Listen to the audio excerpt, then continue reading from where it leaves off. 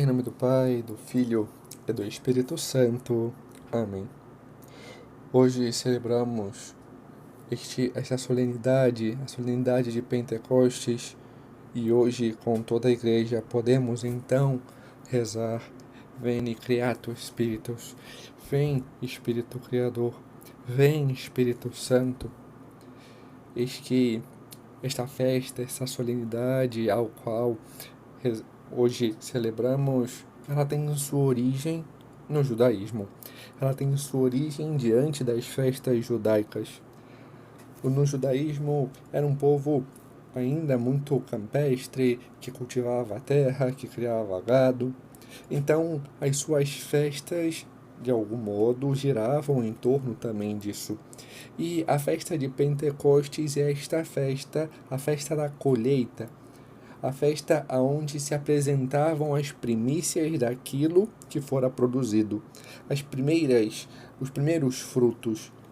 E nesta festa, então, os judeus era uma das festas que os judeus acorriam a Jerusalém, que os judeus iam a Jerusalém fazer esta oferta. Por isso, ouvimos que no relato de Atos dos Apóstolos sobre Pentecostes, que Jerusalém estava cheia por conta disso. Mas também a festa de Pentecostes judaica, ela marca um outro ponto essencial. Após a libertação da escravidão no Egito, o povo atravessa o Mar Vermelho e tem aquele cântico de Moisés, mas eles andam durante um espaço de tempo até chegar ao Sinai. E no Sinai, então, é entregue a lei, é apresentada a lei a Moisés, que apresenta ao povo. Este tempo da travessia do Mar Vermelho até a apresentação da lei a Moisés decorrem 7 semanas, decorrem estes 50 dias, e por isso também esta festa de Pentecostes recorda isso, o aniversário da aliança. E por decorrer 7 semanas é conhecida por isso como a festa das semanas. Então é nesse contexto que se apresenta, é nesse contexto ao qual os apóstolos são chamados. O Senhor ascende aos céus e quer, neste dia, chamar a esta renovação, aos apóstolos a darem estes bons frutos, e o faz justamente 50 dias, no dia de Pentecostes. Mas vemos a realidade, vemos que os apóstolos têm medo, e por isso é necessário que eles mudem, é necessário que eles se transformem, do mesmo modo como, diante da contemplação de Deus, Moisés se transformava, seu rosto ficava brilhante. Então, o Espírito Santo vem sobre eles, e ele vem, como vimos no Evangelho, diante de uma manifestação. Vem com um vento e depois desce sobre eles como língua de fogo. Eis que esta forma de manifestação de Deus se dá justamente na continuidade do Antigo para o Novo Testamento. Pois, se voltarmos ao dia de ontem, como celebrávamos a vigília de Pentecostes, veremos que o nosso Senhor, quando vem, então na segunda leitura, vem sobre o Monte Sinai, ele se manifesta com trovões, relâmpagos e com fogo, pois o Monte Sinai estava fumegante. Vemos também em todo o livro do Êxodo Deus se manifestar como a nuvem, como a coluna de fogo. Vemos a sarça ardente. Vemos também com Elias nosso Senhor se apresentar como a brisa suave. Deus sempre se manifesta de algum modo. Esse modo pegando essas forças da natureza, mostrando que é Deus quem as domina. Então, nesta continuidade, o Senhor vem justamente para mostrar que é Ele.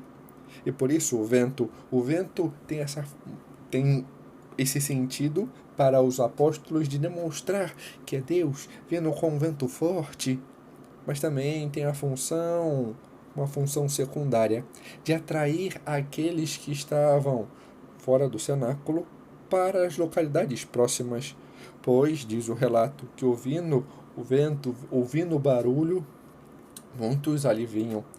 Bom, é fato que Deus sabia da realidade humana. Deus nos conhece e sabe que somos muito curiosos. Se alguma coisa, algum barulho acontecer ao final da rua ou ao final de uma sala, todos se viram para saber o que está acontecendo. É a curiosidade, o espanto, querem. Se estamos numa rua e tem algo caído, todo mundo se vira. Deus usa dessa curiosidade para atrair e para que depois os apóstolos anunciando convertessem aquela multidão. Mas Deus também vem como línguas de fogo. O fogo, se vemos na química, o fogo ele auxilia na transformação das coisas. Por exemplo, uma folha que pega fogo se transforma em cinzas. Se elementos se misturam, o fogo dá a energia necessária para se tornar um outro elemento diferente dos dois. Por exemplo, quando pegamos um bolo, misturamos várias coisas e diante dessa mistura, colocando a massa no fogo, aquilo se torna algo próprio, diferente. Não é mais farinha que está ali. É a farinha misturada com leite, com ovo, mas também não é só o ovo, não é só a farinha, tem um pouco de tudo. Tem essa transformação. E esta transformação é o que acontece com os apóstolos, que estavam com medo. Estavam ali, como ouvimos no primeira possibilidade do evangelho deste dia, ouvimos que eles estavam trancados no cenáculo, naquele mesmo lugar onde foi a última ceia, aonde nosso Senhor se apresenta a eles, aonde eles estão, juntamente com a Virgem Maria, no dia de Pentecostes, hoje. E ali ele vem e tem essa transformação. Eles deixam de ter medo e vão anunciar.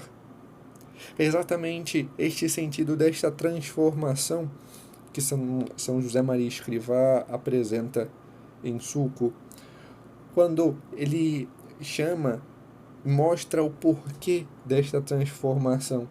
Porque nosso Senhor transforma os discípulos para serem bons instrumentos. E São José Maria Escrivá nos diz que se queremos ser bons instrumentos de Deus, devemos pedir ao Espírito Santo, pedir os seus dons, pois aí retoma este relato dos Atos. Os apóstolos conheciam o Senhor, conviveram com ele por 3 anos, estiveram junto com o Senhor, viram tudo, mas estavam com medo, estavam trancados no cenáculo, naquela sala. Mas, vindo o Espírito Santo, eles se transformaram. Eles foram anunciar com veemência. Eles não tinham mais medos dos açoites, da prisão, de dar testemunho, de dar a vida pela fé, pois eles estavam transformados. Eles verdadeiramente estavam em Deus. Tinham esse sentido mais pleno. E assim vemos o que acontece. Os apóstolos vão anunciar, os apóstolos vão manifestar isso, e essa manifestação se dá de modo prático, para que os outros vejam que é uma ação não de homens, mas de Deus. Eles anunciam em línguas ao ponto de cada um que ali estava ouvirem na sua própria língua, pois era uma diversidade. Tinham de vários lugares, da Frígia, Panfilha, São Medos, de Jerusalém, são romanos. Tinham uma diversidade de lugares e cada um escutava aqueles na sua própria língua para mostrar que era Deus que ali agia. O mesmo vemos um pouco depois em Atos, que o modo como os apóstolos, o Pedro e aqueles que estavam recém-convertidos do judaísmo viam e perceberam que Deus queria a todos, é que quando um pagão chama Pedro e quer se converter e quer estar, os judeus que tinham se convertido estavam meio reticentes, somos nós, mas o Espírito Santo foi derramado também sobre eles, sobre aqueles pagãos. E o modo de manifestar isso é que eles falavam em outras línguas, falavam em línguas estranhas, assim diz o relato de Atos. Eis um modo no qual Deus mostra, Deus se apresenta como a ação dele também, além de algo extraordinário, como o fogo, o vento, os raios, a sarça, a coluna de fogo, a nuvem. Deus também se mostra nessas sutilezas, nesse agir do homem, para que esta transformação, este modo de anúncio, é para que possamos ter essa transformação, essa renovação, este estar em Deus. E por isso ouvimos no Salmo: enviai o vosso Espírito, Senhor, e da terra toda a face renovai. E essa deve ser a nossa jaculatória hoje, esse deve ser a nossa oração de hoje, pedir que possamos ser transformados, renovados, pois não queremos mais estar no pecado, estar afastado de Deus. Por vezes podemos dizer: mas eu sou batizado, eu sou católico, mas acabamos não buscando a Deus verdadeiramente, não buscando conhecer a Deus verdadeiramente. Ficamos na superficialidade das coisas.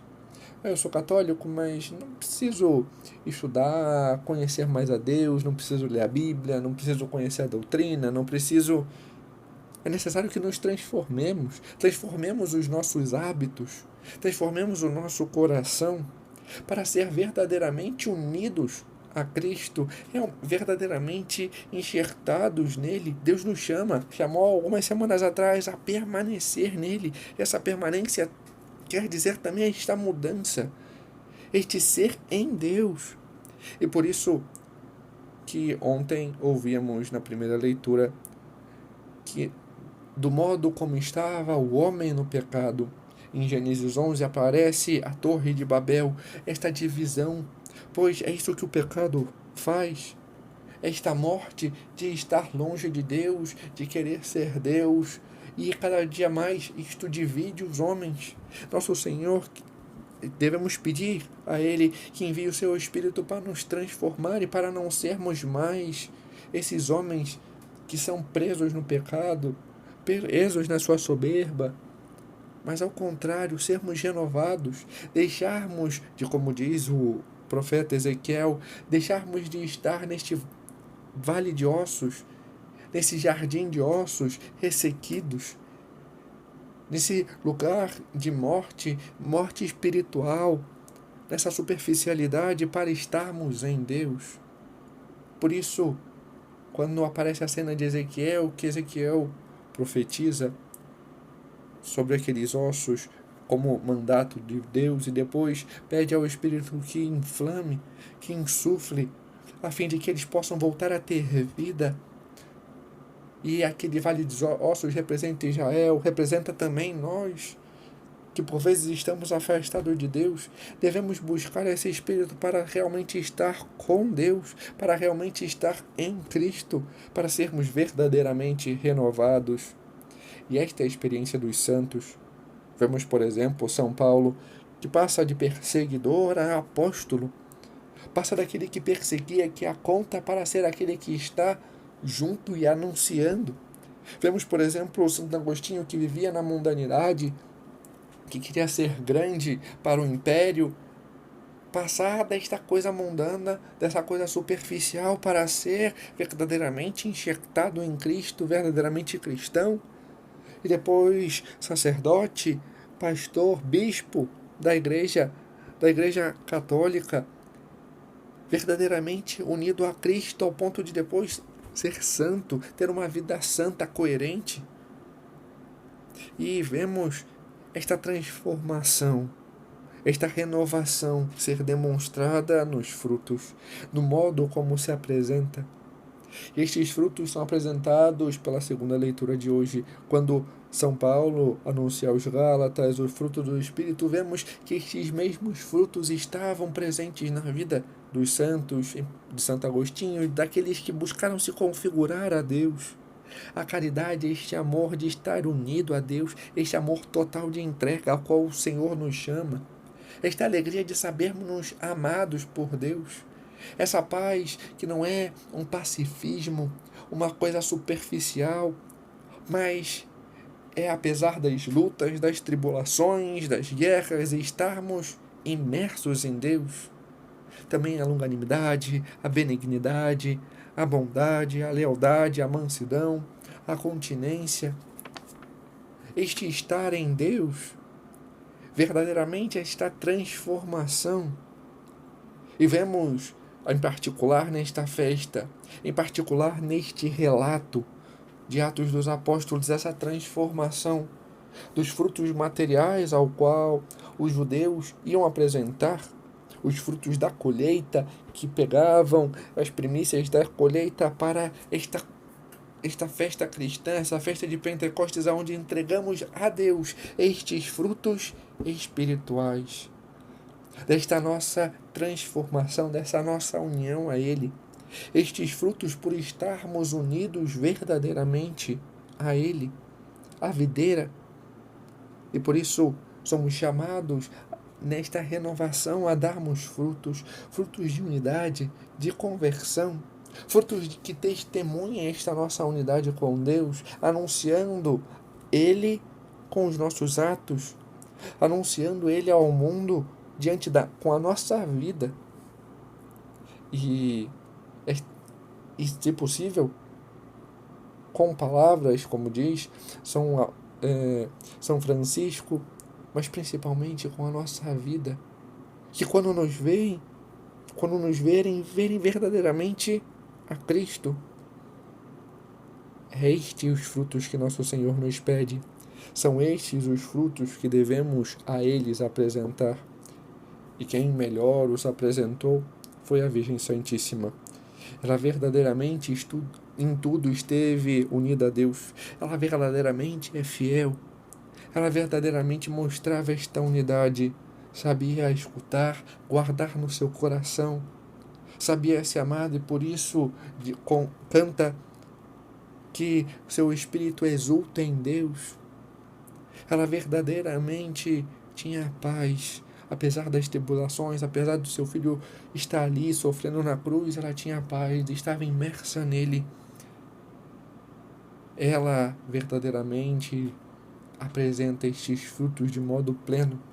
E por isso, peçamos a ela que interceda por nós, para podermos ser também transformados, para podermos também entregar a Deus os frutos que Ele quer, entregar a Deus aquilo que Ele nos pede, verdadeiramente testemunhar esta união com Ele no mundo, com os nossos atos, testemunhar a Ele e anunciar com a nossa vida a nossa união com Ele. Que a Virgem Santíssima interceda por nós e que possamos a Deus apresentar esses frutos de conversão e de unidade. Amém. Glória ao Pai, e ao Filho, e ao Espírito Santo, como era no princípio, agora e sempre. Amém.